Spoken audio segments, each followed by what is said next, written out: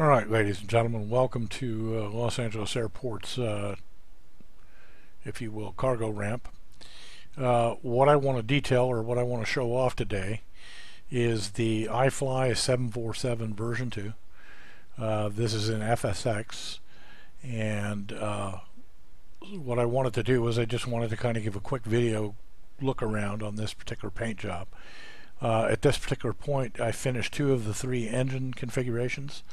The fuselage files in this particular airplane are all the same.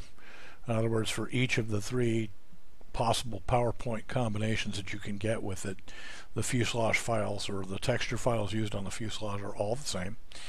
And you get it. This particular one here is the General Electric aircraft, if you will, or the General Electric cans. And what we have is we have a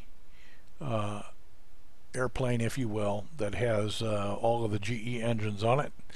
What we'll do is we'll go ahead and make our pass. The orange flashing is a product of the way that iFly embedded the textures for background on the aircraft. In order to get rid of the orange flashing, we're kind of stuck with the idea that we wipe out the background, giving it no depth, etc. So it becomes a settling of having to settle for the flashing versus settling or versus having the background on the airplane. And I thought the background made the airplane look exceptionally much better. So I'm kind of in a quandary with that particular deal. Some of the issues that I have, trying to match up and make sure that this does not come to a point, is nothing short of a pain in the butt. Unfortunately, it's on both the engine nacelles and on the fuselage. I've tried to basically work this out to see if I can get that paint to wrap, and I have not been able to figure out how to do it. So with that done, and I can play with it as time goes on, etc. But I think this is getting close enough, if you will, to be considered a finished product. The Pratt & Whitney engines, which were the engines that the airplane was originally certified with from the FAA, have not been completed yet, but I consider that the doing the Pratt & Whitney stuff is a fairly quick deal. My reason for wanting to put this video up and have you guys take a quick look at it is to kind of go through and highlight the airplane, what it looks like, and give you a fast overall from all of the different angles. I think that it looks fairly sharp. What I'd like to do is I'd like to go ahead and swap out now. I'm gonna cut this video in this particular point and go out and get the Rolls-Royce engines for the aircraft and bring those back. The Rolls-Royce engines basically have everything that you see with the exception of the star, and you'll see why when I bring up and put the Rolls-Royce stuff online. Unfortunately, the on the GE engine, you see that the GE label or logo, if you will, is at the front of the nacelle. That gives us the possibility of basically embedding our star without making it look too busy or trying to overlay one with the other. And the Rolls-Royce situation is right in it's actually reversed. The Rolls-Royce thing, if you will, is basically right in the middle. Where the star would be located at. So putting the star on the Rolls-Royce can became an issue with trying to figure out how to make it balance. It was just easier to sit there and say, okay, I'll elect my painter's option here to basically forgo the star on the Rolls-Royce cans. This is the General Electric cans. We will put up a video later on with the Pratt & Whitney cans when we're done with those. So with that said, this is the iFly version 2 with the General Electric engines in WestWind 2011 colors for FSX. And we'll be back with you in a little bit. Okay, welcome back, guys. I went ahead and reloaded the airplane, if you will, with the Rolls-Royce engine on it. Now you can see I embedded or did elect to use the WestWind total, if you will,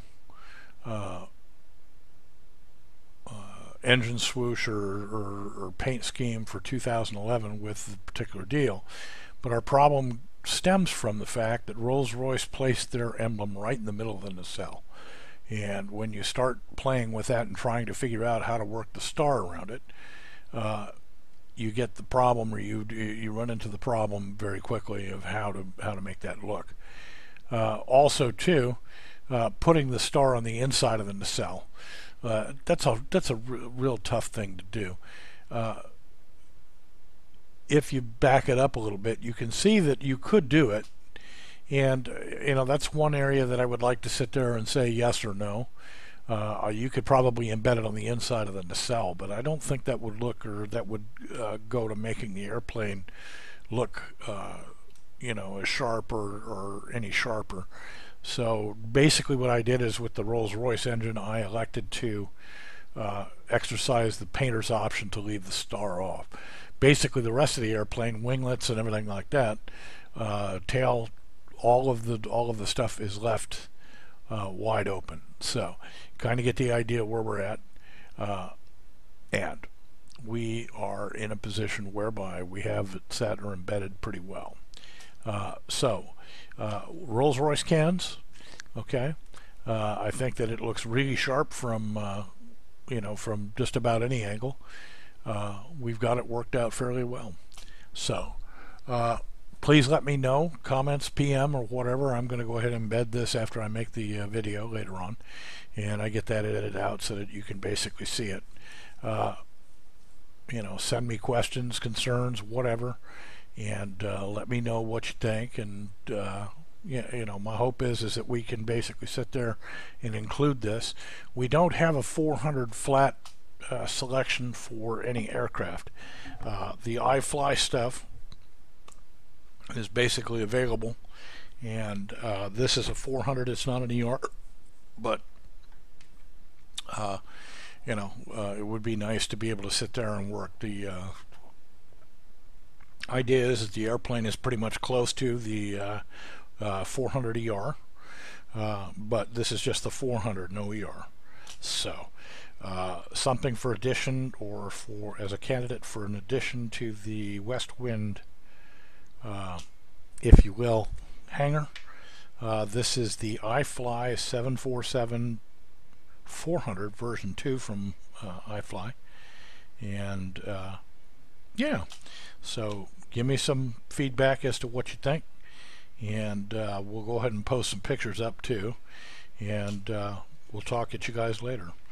I'm signing off, and yeah.